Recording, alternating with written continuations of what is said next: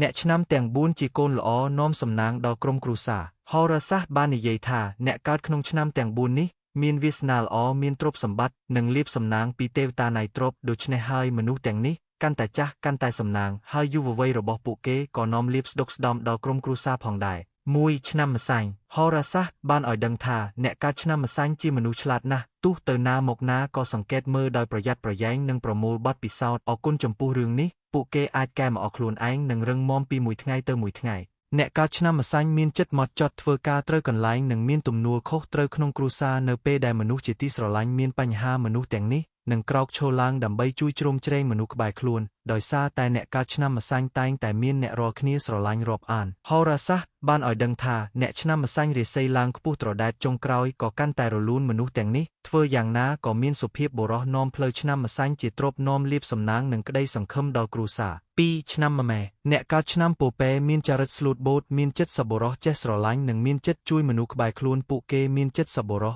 ហើយប្រព្រឹត្តចំពោះអ្នកជុំវិញខ្លួនដោយចិត្តសប្បុរសដូចគ្នាមនុស្សទាំងនេះទទួលបានពរជ័យច្រើនយ៉ាងណាមិញធម្មជាតិដ៏ស្មោះត្រង់និងសប្បុរសជនឆ្នាំពពែត្រូវបានគេស្រឡាញ់និងមានឆន្ទៈជួយគ្រប់ទីកន្លែងមនុស្សឆ្នាំពពែកាន់តែចាស់ជីវិតរបស់ពពែកាន់តែពេញលេញទាំងផ្នែកសម្ភារៈនិងខាងវិញ្ញាណអ្នកឆ្នាំពពែអាចផ្ដល់ពរជ័យដល់សមាជិកគ្រួសារយ៉ាងច្រើន3ឆ្នាំវោឆ្នាំស្វាមានពោលពីឋានលើធ្វើអ្វីក៏ទទួលបានផលល្អមនុស្សឆ្នាំវោករស់នៅប្រកបដោយទំនួលខុសត្រូវជាមួយគ្រួសារតែងតែព្យាយាមលើកកម្ពស់គុណភាពជីវិតហោរាសាស្ត្រនិយាយថាអ្នកឆ្នាំស្វាមានទេពកោសល្យឆ្លាតរហ័សរហួននិងសម្បូររឿងអាត្មានិយមពួកគេត្រៀមខ្លួនជាស្រេចដើម្បីជួយអ្នកដែលខ្វះខាតទន្ទឹមនឹងនេះដែរប្រសិនបើអ្នកមានបញ្ហាដោយខ្លួនឯងឆ្នាំស្វានឹងស្វែងរកដំណោះស្រាយដោយឯករាជ្យជាទូទៅរាសីរបស់ឆ្នាំស្វានឹងកាន់តែរីកចម្រើនទៅមុខពួកគេជាក្តីសង្ឃឹមរបស់គ្រួសារនាំសំណាងច្រើនដល់មនុស្សជាទីស្រឡាញ់ស្វាកាន់តែចាស់គាត់កាន់តែដឹងពីផែនការរបស់គាត់និងទទួលបានភាពជោគជ័យកាន់តែច្រើន4ឆ្នាំច